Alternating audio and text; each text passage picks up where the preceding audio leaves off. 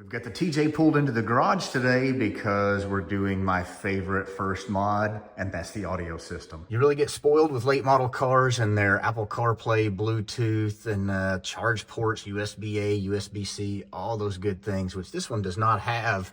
And we tried to use the CD player, but the slightest little seam in the road and it skips, if you guys remember that. Also, I don't have any more cassettes, and if I would, they'd been worn smooth out. So we gotta change this to a doubled in with Apple CarPlay.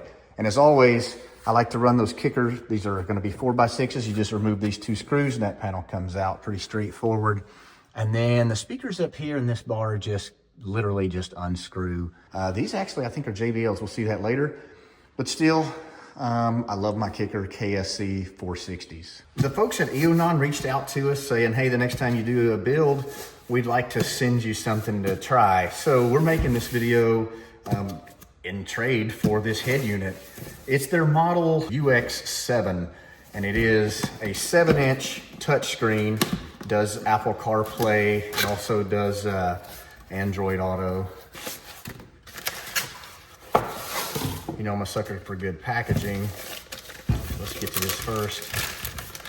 Wow, it's kind of hard to get used to the fact that head units without CD players or cassette players in them don't have to be that large. This thing's super lightweight as well. It's got a clean look to the face. I like having an actual knob to turn the volume up and down. You know, if you've got to go to a touchscreen thing and turn it down, it gets annoying.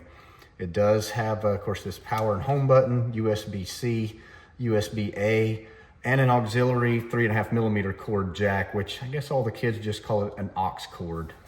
Here's our cable box. Conveniently, they ship it with this cord, this mount, instructions, a backup camera. So that's gonna be super handy. Here's the other bag. There's lots of cords in here. We'll look into these a little bit further when we go to setting things up. There's a built-in Wi-Fi antenna to ensure a stable Wi-Fi signal and proper phone connection. All right, so if you do have steering wheel controls, this thing is compatible with it. Also your illumination for dimming. There's that reverse trigger. So we'll hook that up to the output signal to tell it to let the camera take over. USB CarPlay. So there's going to be an output we can plug into the back of the head unit that we can use to take over wired CarPlay. USB 2, USB 3. This thing is loaded with them, not only on the front, but 2 outputs on the back, plus the CarPlay output. Golly, there's an awful lot of these things, and it looks like they've sort of just shared through different connections instead of putting them all on one.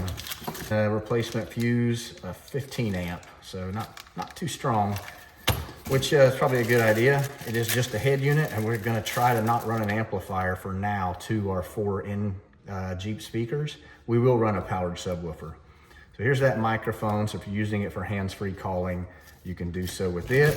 This is a GPS antenna that threads onto the back of this head unit. So that's kind of nice to have a standalone GPS. Here's our user manual, quick instructions on how to install it, what the things go to. It's very clear, full color. It's only in English, so that's handy. It looks like they've done a pretty good job of packaging it, providing kind of all the features that you would want and clear instructions, which kind of seems to be the #1 complaint that you'll see online with an off name brand. But we're gonna see how it works for us, and I'm kind of looking forward to it.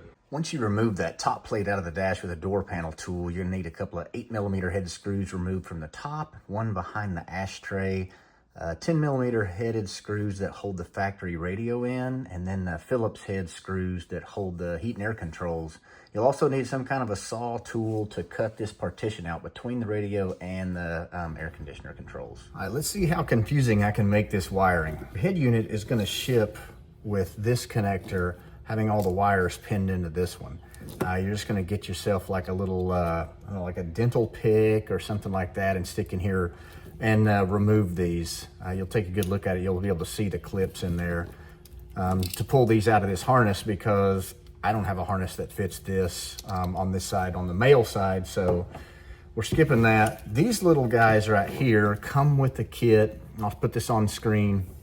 when you're doing one of these TJs, you will have to transfer over your little vents here, and the clips on the back, you'll need to remove those from your factory one. It looks like they're gonna go here and here on ours. So when you have your manual out here, that's gonna give you basically a description of where the harness wires come out. You'll have to look at it from the back. So for instance, you've got your battery power and you've got ground.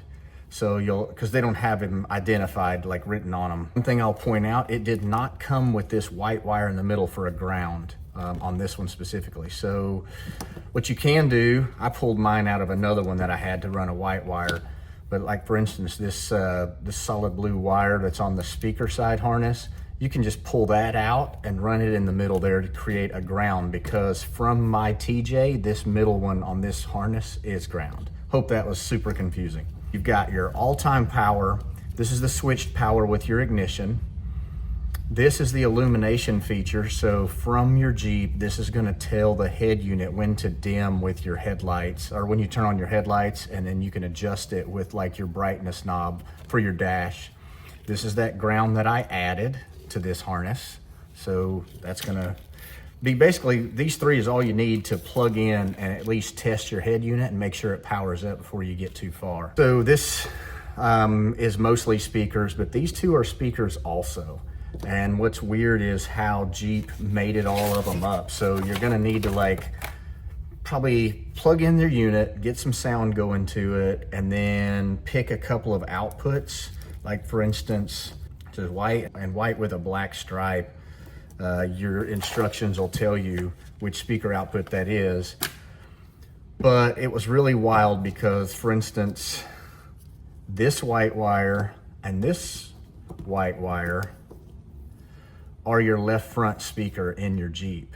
And then this gray wire that doesn't have a stripe on it.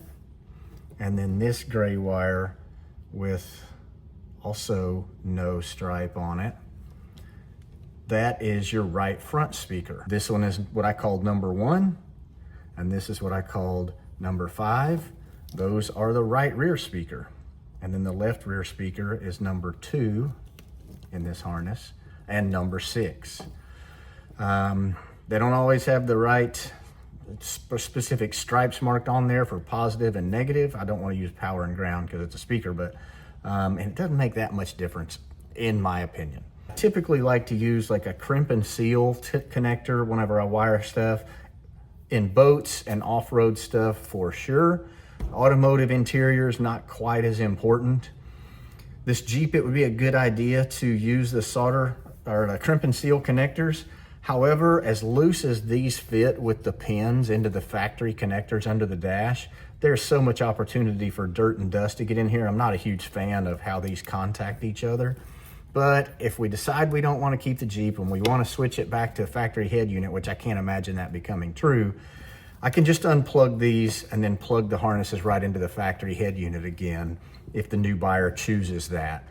Otherwise, I totally would just crimp and seal from here to the actual wires on the Jeep, or run new speaker wires to every speaker, depending on the level of performance you're really trying to achieve. Now we've got all of our speaker wires connected correctly, power, ground, accessory turn on, illumination wire. We're just gonna start with that and test this thing out before we start worrying about the additional things like backup camera, your remote amp turn on, and RCA outputs, GPS antenna, stuff like that. So I always suggest test what you got before you get too far in it.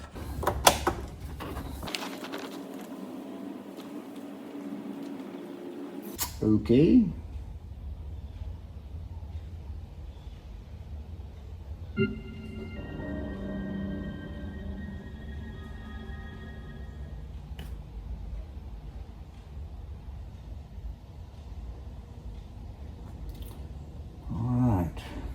If you've got the time and you don't mind not putting your stock head unit in, I would say don't use these connectors. Just wire them to the harness here. Unpin these from the factory harness and put your butt connectors directly to your new head unit. Well, there's our CarPlay connected. I may have cheated and tested this thing out like I told you to do before you go wiring everything. Try to stay off these copyright strikes.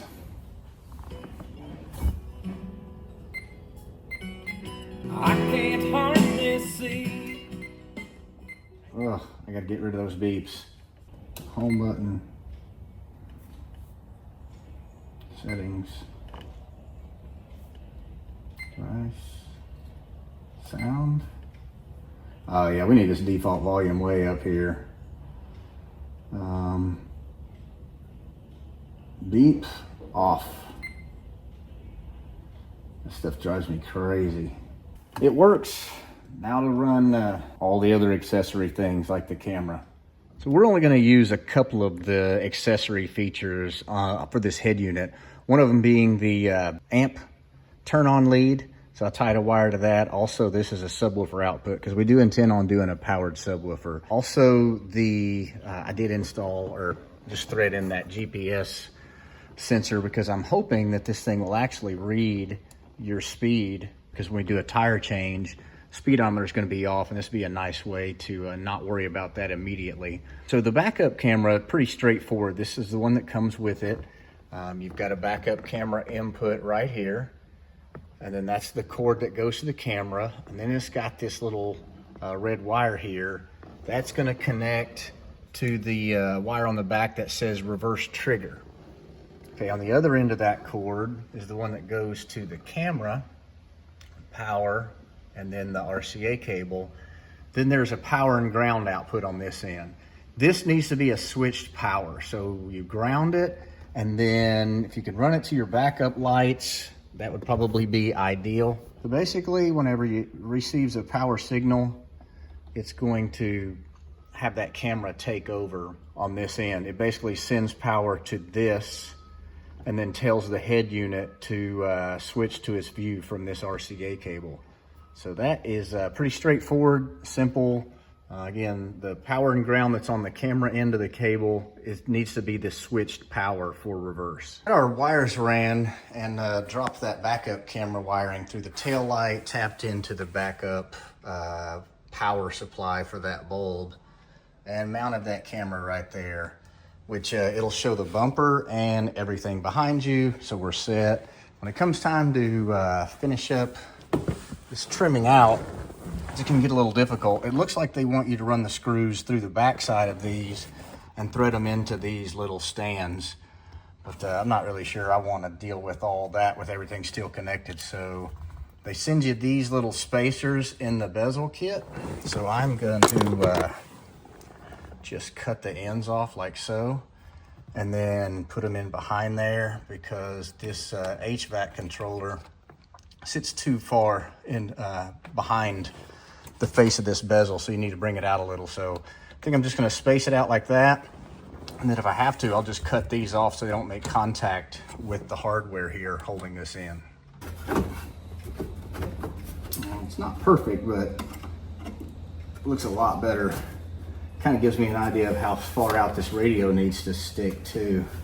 You really got to take your time figuring out where to put like the mounting screws that are back there holding these plates on, setting the depth and focus. Just trying to line it up as best you can. Take a little trial and error. I mean, you have these two screws on mine anyway, just those two screws on the top that hold this plastic piece together. I've already assembled that little tray inside there. It doesn't come like that. But yeah, they'll take your time, do a lot of test fitting to get those kind of lined up, how it looks on the front, and then it's gonna have to clip in on these bottom pieces here when you transfer the clips over, but I haven't done that yet because I don't want to have to be snapping it in or out. But yeah, it looks like I'm gonna have to just clearance this chassis a little bit to get that to go in.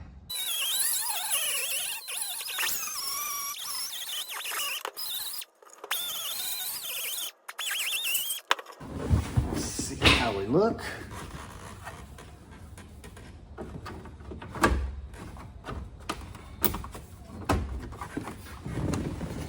Yeah, I think that's probably good enough. And they send you 2 different knobs with this radio, so if you do have a tight clearance next to something, you can switch it to this one. Anyway, put some hardware in it and call it done. Here's the finished product. It turns out pretty nice. This unit, after it's been powered up the first time and done all that initializing, it pretty much turns right on and does its thing immediately. There's no splash screen and all that going on, so that's convenient. Also, I tested the USB-C. I plugged that in, plugged it right to the phone, immediate charging, so you don't have to run those other cords out of the back side of it, and I thought that was really convenient. So yeah, that's how long it takes to boot up for Apple CarPlay, which I think is completely acceptable. We still gonna need to probably run an amp maybe to these speakers. I guess, you know, I knew that it wasn't a high output built-in amplifier, so that was gonna be a bit of a challenge. Well, anyway, let's just see how seamless it goes in for the backup camera. It's pretty instantaneous. You can see the line of the bumper here. So excellent as far as wide angle, because literally, I'll show you, I am 22 inches from that camera. As far as behind the Jeep, and that's a good 6 foot span, so pretty good, pretty good.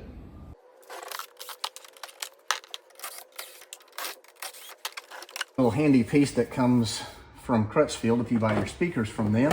Oh, by the way, I like the way these sound better. If you notice, one of the things that'll be better than the speakers we took out, I think they were Infinity Kappas or something. You look at the surface area on this cone, and it is probably 30% more than a 3-inch round speaker. Technically, I don't need this anymore, but if you feel better about having that metal frame behind it, you can still use both. Probably should put the speaker on the plastic thing first and then install it.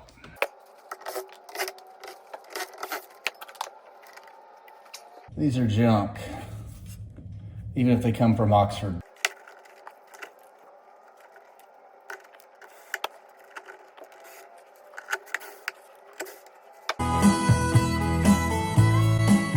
So we did take our Jeep out wheeling last weekend, and having this new stereo in here was awesome. There was one time where it took it a little bit longer than I thought it should to connect to our phone. But you know, when you're out there wheeling, you're doing stuff and then you'll stop and shut it off. It does have to reinitialize. Now here's where it's gonna pay off that you've stuck around until now. Because of some parts being missing from the first kit that I ordered, I had to contact the vendor, the one on eBay. I ended up just buying one on Amazon. Got tired of waiting for parts to get shipped to me, and so it looks like could have been handled a little nicer.